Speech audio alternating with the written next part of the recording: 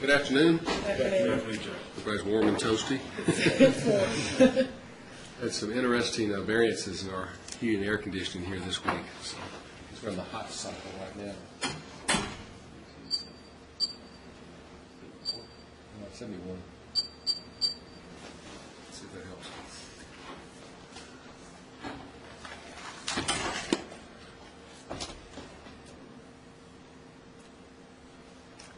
And this is case number 02C3557, Sandra Baggett versus Dalgen Corp. and El Perigo Company, Inc. at this juncture. And since we're on a video record, I need you all to introduce yourselves. Please start with plaintiff's counsel.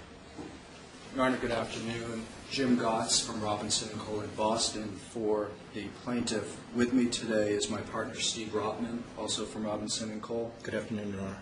And Frank Potts, who's from Alabama, representing Ms. Baggett as well, is with us. Yeah. Hi, nice to meet you, Your Honor.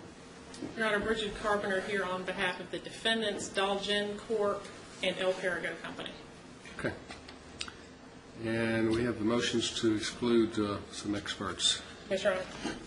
We all need the projector today? I need to use the Elmo. That's fine. Your Honor, if I may, before Ms. Carpenter begins, I just have two housekeeping matters. Yes, sir. Number one, we're on a plane tonight at 6:30. I just wanted the court to know. I appreciate Your Honor seeing us today. I know that you have a trial going on. If the court wants to proceed as usual with presentations, of course, we're prepared to do so. If the court wants to modify what we do in our hours today, I have some thoughts, and I'm happy to discuss that. Well, my rule of thumb normally for motion practice is 20 minutes per side per motion. So that would give you about 40 minutes and you about 40 minutes, which That'll work. Should work fine. That'll work. I think if you got to be there at 6:30, need to be there at 5:30. If we leave here at 5, we're going to be fine. Okay, in good shape. The second housekeeping matter is trying to learn from past mistakes. I want to make sure that the court received an addendum of foreign sites and Lexus sites. It was supposed to arrive at the court yesterday. I filed a lawsuit against FedEx and see what happens with that. But you do have it. Thank you, Ron. I appreciate that. Thank you.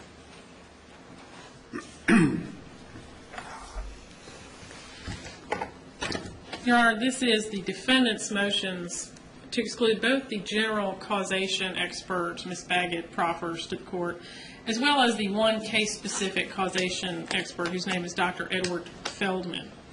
And before I begin talking about the general causation motion, I want to talk generally about the legal standard in Tennessee for the admissibility of expert proof.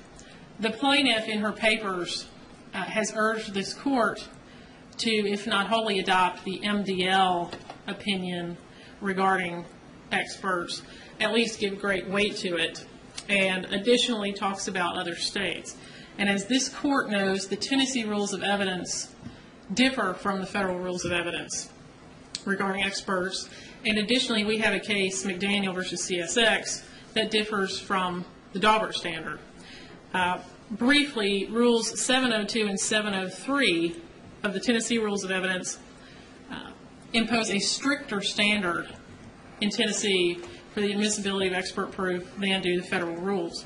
Rule 702 specifically adds a requirement that the scientific, technical, or specialized knowledge substantially assist the trier of fact. And as McDaniel pointed out, this requirement of substantially assisting is not found in the counterpart federal rule. And what the Tennessee Supreme Court has said about that is that the probative force of the testimony must be stronger before it is admitted in Tennessee, stronger than it would be in federal court. Additionally, Your Honor, Rule 703 imposes a requirement that is not imposed in the federal rule. And that 703, the statement is, the court shall disallow testimony in the form of an opinion or inference if the underlying facts or data indicate lack of trustworthiness. And this is once again a requirement not found in that federal rule. And what McDaniel says about these rules after a lengthy discussion, I'm sure the court is quite familiar with that case, is that those rules together necessarily require a determination as to the scientific validity or reliability of the evidence. And so, Your Honor, your function, of course, is the gatekeeper. But as that gatekeeper, you cannot simply adopt the MDL opinion on the expert motions, because that was decided under the Daubert standard. And additionally, opinions in other states are certainly not decided under the Tennessee rules or the McDaniel case. Now, I want to turn to what we called the motion to exclude the general causation experts. As Your Honor is well aware, both sides filed mountains of paper regarding these two motions, and I've tried to pick out and parse through and highlight things to the Court that I think are very important, and we'll try to do that today without unnecessarily burdening the Court with all the detail that's in the briefs. There are 6 general causation experts proffered by the plaintiff. There is Feldman, who is a neurologist, Avorn, who is a pharmacologist, epidemiologist, Clapp, an epidemiologist, Parker, who is an FDA expert, Wolf, who is a toxicologist, and Pentel, who is a pharmacologist. Additionally, Dr. Edward Feldman, as I mentioned, in addition to being a general causation expert, has opined specifically about Ms. Baggett in this case, and I'll speak to that in a few minutes. And I also want you to address this concept of general and specific causation in the state of Tennessee. It seems to be something battled around a lot in the federal courts and some other courts, but I'm having a hard time finding that anywhere in Tennessee. Your Honor, I agree. I have not found case law in Tennessee specifically addressing or parsing it out that way, let's say general versus specific. But I think necessarily before you get to a finding that a certain product caused a certain injury to a certain plaintiff, which would be specific causation, there must be a finding necessarily that such a product as the plaintiff took could cause the same injury in the general population. But I will agree with Your Honor that the way this has been set up, I guess through the way the parties designated experts, was a general causation, and these experts will come in and talk generally about PPA can cause hemorrhagic stroke. That in Tennessee is not necessarily the track that it's on, but that's, I think, where we are in this case. And like I said, in Tennessee, I don't see necessarily a distinct requirement that you produce experts on each phase like that, but I think the specific necessarily follows after the general.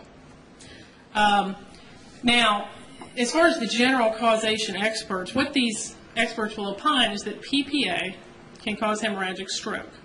Now, what we argue, Your Honor, and once again, because of the Tennessee, I guess, void of case law on this, is that is not enough for general causation.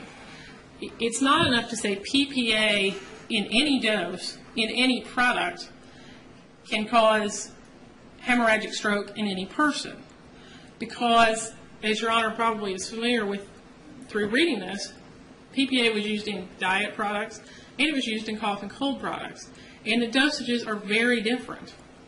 Additionally, Your Honor, because the main piece of epidemiological evidence relied upon by the plaintiff, which is called the HSP or the Yale study, actually shows a negative result for men who consume products containing PPA. It simply cannot be the case, even under the plaintiff's lines of evidence, that all they have to do is show that PPA can cause stroke at any dose in any product. Rather, it should be that PPA contained in a cough and cold syrup at the dose that Ms. Baggett ingested can cause an intercerebral hemorrhage in women the age of the plaintiff. Now, what I want to talk about are the plaintiff's lines of evidence, and I think they've got them laid out in their brief as 7 different lines of evidence. There are a few other... Excuse me if I get you off track. I also want to make sure your argument is focused on the actual legal cause aspect of, well, not just legal cause encompassing cause in fact and legal cause of the injuries to this specific plaintiff, and you are not arguing this as it relates to the showing of being unreasonably dangerous or defective condition of a product, right? I'm not sure I completely understand your question. I think... Well, in this case with product liability, as you all argued when we Exactly. Up some. So we've got a strict liability, and if they're shown to be put in commerce an unreasonably dangerous or defective product.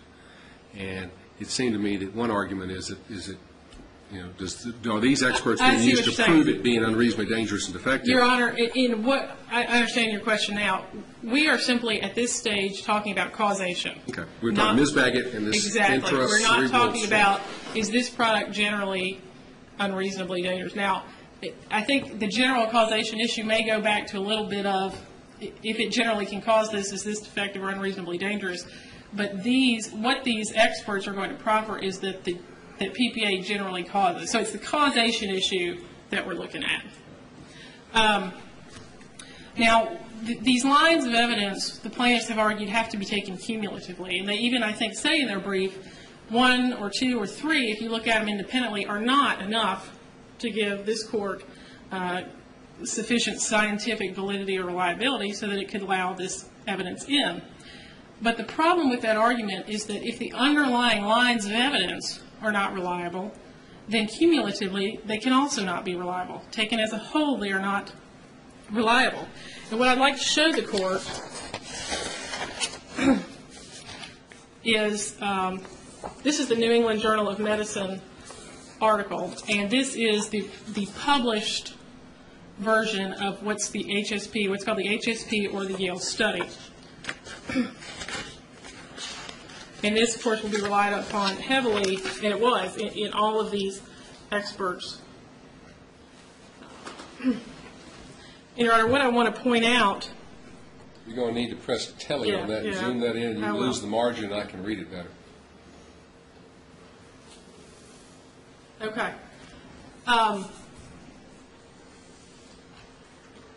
What I want to point the court's attention to is this paragraph on the top left, starting with although. This is part of, as I said, the Yale study, and what the authors of the Yale study say there is that the evidence before the Yale study was not enough. It says, although the case reports called attention to a possible association between the use of phenylpropanolamine and the risk of hemorrhagic stroke, the absence of control subjects meant that these studies could not produce evidence that meets the usual criteria for valid scientific inference. So what you have here is the authors of the Yale studies themselves saying that the lines of evidence before, basically all they could do was form this hypothesis, but they don't meet the rigors of usual scientific inference. And I think that's important. Now let's talk about the results of the Yale study. First of all, the Yale study and the results talk about an association. An association is a statistical connection. It is not causation. And what is done, if there's an epidemiological study done, as there was in this case with control subjects, if there is then a valid statistical association shown through that proper methodology, then what's called the Hill criteria are used by epidemiologists to determine if that's causative. So an association and causation are different animals, and what the Yale study talks about is association. I want to show the court, again, part of the Yale study, under discussion. This is discussion about the study, and it says, among women between the ages of 18 and 49 years, so there we've got our parameters. This is women 18 and 49 years. Ms. Baggett, of course, was 60 at the time she ingested PPA. The use of a product containing phenylpropanolamine as an appetite suppressant was associated with an increased risk of hemorrhagic stroke. There was also a suggestion of an association in women with any first use of phenylpropanolamine, which involved only cough and cold remedies.